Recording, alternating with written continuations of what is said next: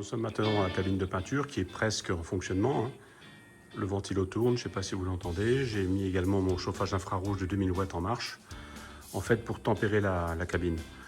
Parce que malheureusement aujourd'hui il ne fait que 10-11 degrés dehors, donc je suis obligé un peu de tempérer la cabine, sinon je vais avoir des problèmes de coulure. Idéalement, normalement, je crois que pour peindre, il faut à peu près 20 degrés, hein, c'est la température idéale. On ne les aura pas, mais on va quand même essayer de faire ce qu'on peut avec ce qu'on a, sachant qu'ici, il s'agit juste d'une couche d'après, hein. Donc je vous rappelle que vous pouvez vous tromper encore sur l'après. Quand on en arrive au vernis après la base, c'est trop tard. Là, sur l'après, on peut encore faire des erreurs.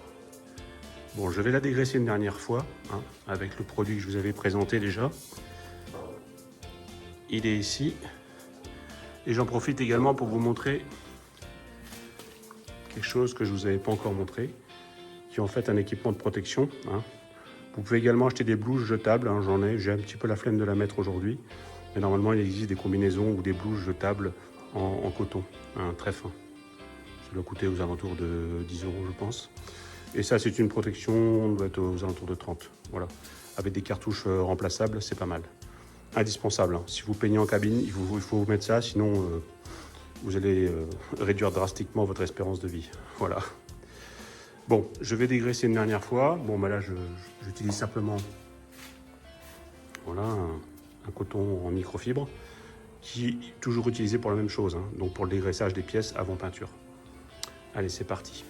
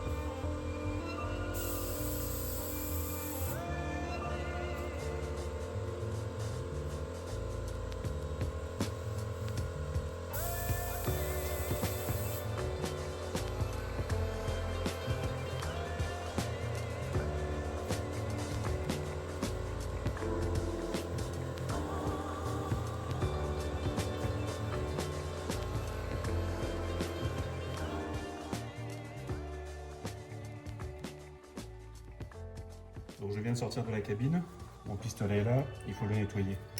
Donc la première chose à faire, c'est d'enlever notre cartouche. Voilà. Ensuite, dans un deuxième gobelet, vous diluez, vous balancez du diluant de peinture. C'est ce qui va servir le plus pour nettoyer le pinceau en fait, hein, le pinceau, le pistolet. Voilà. Donc vous le verrouillez de la même manière que vous avez verrouillé votre mélange de peinture tout à l'heure. Vous reprenez une bague, vous voyez ce qui se passe au niveau de la poche. Elle est remontée entièrement, elle a été aspirée en fait par le pistolet. Vous voyez si je la démonte. Voilà. Vous voyez ce qui se passe. Donc ça, vous pouvez le mettre dans un coin en attendant. Vous verrouillez votre diluant dans un deuxième pot. Voilà. Vous remettez ça dans le pistolet.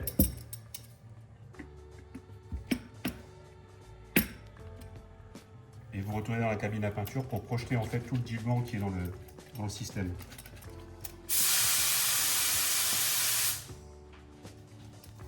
Ensuite, vous les verrouillez. Il va être temps maintenant de nettoyer le reste du pistolet. Donc vous desserrez ici. Voilà. Vous appuyez là. Ne faites pas tomber le ressort comme moi, c'est inutile. Vous démontez la tête du pistolet.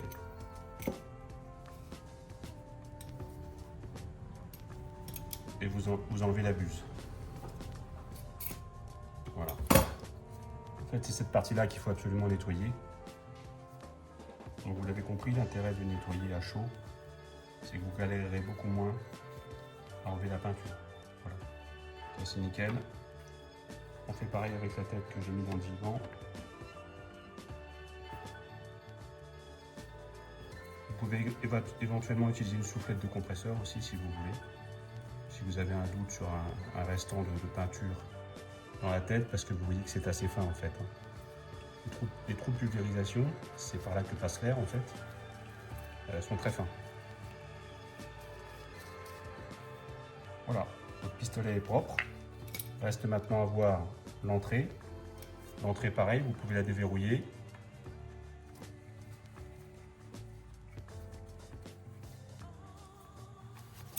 Et la nettoyer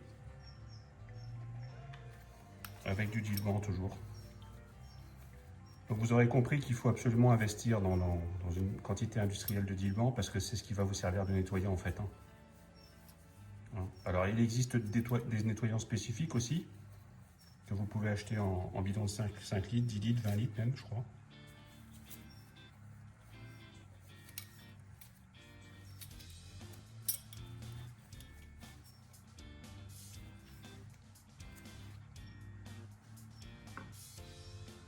Donc là on est sur la buse de 1,8 qui donc est effectivement plus large qu'une buse de 1,4 mm.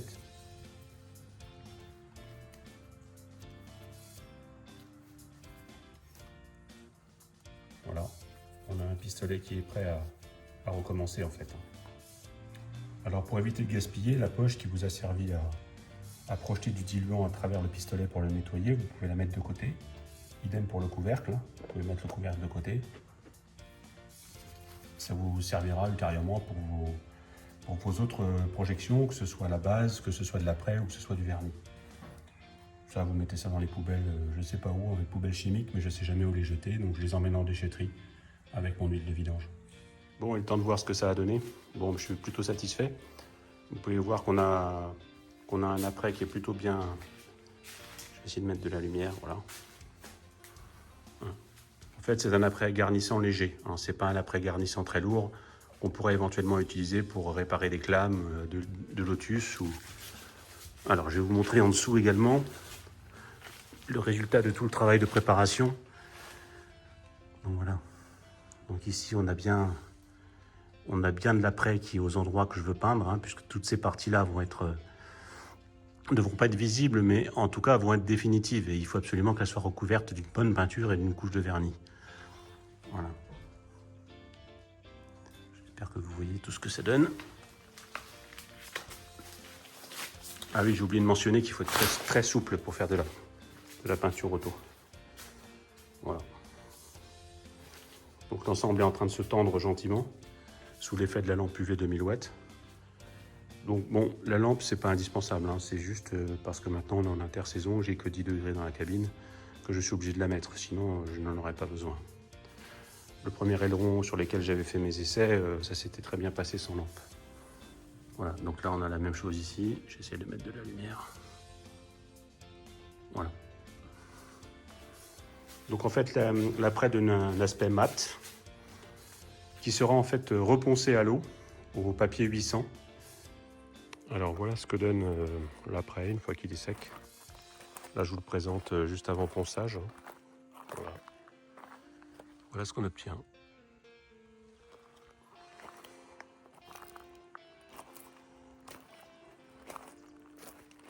On a une petite merde, vous voyez là. Toujours une bestiole qui vient se placer à l'endroit où il ne faut pas. Bon, on va poncer ça maintenant au 800. Hein, vous voyez ici. Pourquoi du 800? Parce qu'habituellement le 400 suffit. Là on va normalement prévoir une base métallisée dessus. Donc il est conseillé de poncer l'après au 800 quand on passe sur une base métallisée. Alors on y va. Alors là je ponce au 800, mais on pourrait très bien envisager de prendre un grain plus gros. Si vous vous ratez sur l'après, ben vous pouvez très bien corriger avec un papier un peu plus gros. Hein. Là en ce qui me concerne, c'est juste histoire de dépolir un peu en fait la surface de façon à ce que ma base accroche bien au hardtop. Voilà, bon je pense que vous avez compris. Procédé par quart, hein, je fais un quart, après je fais l'autre quart ici et après je vais de l'autre côté. Voilà, faites les choses dans l'ordre. Alors pendant ce dernier ponçage de préparation de pièces, vous passez votre main à tremper partout où vous avez passé le papier 800 et vous essayez de trouver des zones comme ça, vous voyez, des zones où l'eau en fait ne reste pas. Ça en fait ce sont des parties qui n'ont pas été poncées, vous voyez, donc c'est facile à détecter. Voilà, le dernier ponçage est terminé. Donc j'ai rincé, il faut maintenant attendre que ça sèche. Passer un dernier coup de microfibre pour vous assurer que tout soit bien sec. Faut surtout éviter d'emmener la pièce mouillée dans la cabine de peinture parce que avec la projection du pistolet, vous pourriez emmener une goutte d'eau avec et ça viendrait ruiner tout le travail. Donc une fois que ça c'est bien fait, ben pareil, encore patienter, toujours patienter, que ce soit bien sec. Bon voilà, j'ai ramené la pièce dans la cabine, elle est normalement bien sèche. Je vais laisser sécher un petit peu avec le chauffage allumé, ensuite je vais repasser un coup de dégraissant et puis on va passer à la peinture.